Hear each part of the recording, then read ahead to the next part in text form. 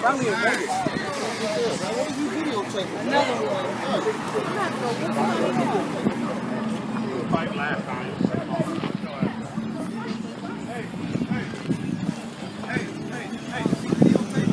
What? Yeah, why you doing that? Just videotaping, that's it. Why?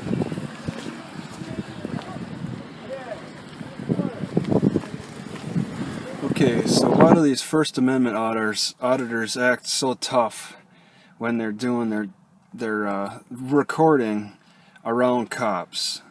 Well, they know that they're protected by their rights. Okay, they have the right not to get shot. That's what it comes down to. They know they have all these rights that the cops are supposed to follow, even though the cops push the limits of a lot of these rights. They're not, these recorders are not getting shot, okay? And it's like portraying a sense of bravery, but knowing that you do have an element of rights that are not supposed to be pushed. Okay, so I don't know how to describe it exactly. You know that things are not supposed to get really bad, and if they do, then yeah, you win maybe a lawsuit or something. I don't know how many lawsuits. I think more allegations that a lawsuit should be filed, more rhetoric over how a lawsuit should be filed occur more than an actual one that's followed through on. If you look at pacer.com or .org, I think, the Pacer, it's some kind of public access court system in some way that you could check who's suing who. I think you'll find, yeah, the truth. But try recording more dangerous places, okay, in the public area, on the sidewalk. You can record anywhere on the sidewalk, pretty much. Just stand there and record on the sidewalk. So why not do more ghettos? Show how brave you are and do it in a ghetto, okay, or somewhere that's known to have some real underhanded activity, okay. Yeah, they say the government has a lot of underhanded activity. There's all kinds of people getting in trouble in governments, from the Treasury secretaries taking a little off the top for themselves, to the city council giving special favors to certain businesses, or like for example gambling or something, them getting away with, or getting a liquor license without having to go through the process or something, without having to wait a year or something like that. You know, there's all kinds of those underhanded activities. But that's, I don't know if you could really find much out with a First Amendment audit during that. That would definitely take some surveillance. But actually getting into the ghettos and stuff, I mean, what are your rights when a thug comes up to you and asks if you're recording and tells you to stop recording? Okay, can you just say, I don't answer questions? Can you ask, am I being detained by the thug? The thug could shoot you, kill you, knock you out, steal your camera, and the person's not held accountable, okay? But those are the people that really need to be surveilled.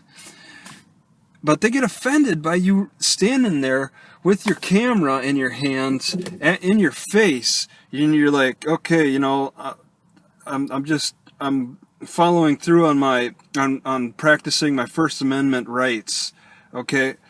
And they get offended. Okay, why do you think Google Glass got so much controversy? Because you had that camera right there. People didn't like that surveillance. Okay, if you stare at somebody for too long, there's people who get in fights for getting stared at for too long. I was watching a guy on YouTube talk about his life in jail. Some guy just started a fight with him for staring at him for too long, and the guy that was doing the staring said, I was just thinking, I had a rough day at court, and I was thinking and staring ahead. but he was staring ahead at a guy and he didn't realize it. And that happens. So it's offensive to get to stare at people, let alone sit there and record them. Okay. So, but the people don't seem to get that offended when there's a surveillance camera and they just don't notice it. You walk by maybe hundreds, depending where you live, walk by hundreds of surveillance cameras a day.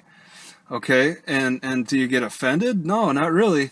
I think the difference between how you hold the camera can influence the behavior. But I will admit, I was in Salinas, California, and I had the camera down at my hip level.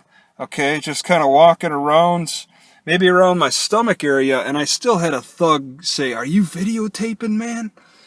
Like he was.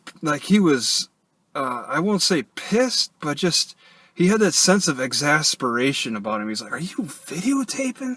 Like he was over this. He wanted to stop it, but I just kept walking. I didn't stop and stand and say, "Am I being detained? I'm not answering questions." If I said that to that thug, that would have been the end of it. He would have had he called out to his thug buddies as I was walking away. And just like, "Stop that guy, ask him if he's videotaping."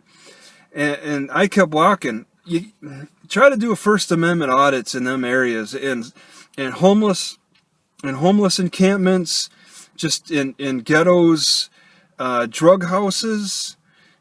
Try to just stand on a sidewalk and do surveillance. Really show your bravery, because you'll be peeing your pants and running for your life in them situations. But with cops, it's different, because you have a certain sense of rights that the cops are. The oath. The cops are supposed to be protecting or following the oath, which is to be protecting people. So showing this like bravery against cops, it seems so false to me, because there is an element of protection. But doing it with thugs, now that's standing up for your rights among your peers, okay, in these dangerous areas. I think it could do a lot of good getting more surveillance taken care of in these questionable areas. Chicago, for example. I mean, there's a lot of places that could use more surveillance on the grounds and reporting in with First Amendment audits and stuff. There's a lot of thugs that hang around government buildings. I could point out plenty of them.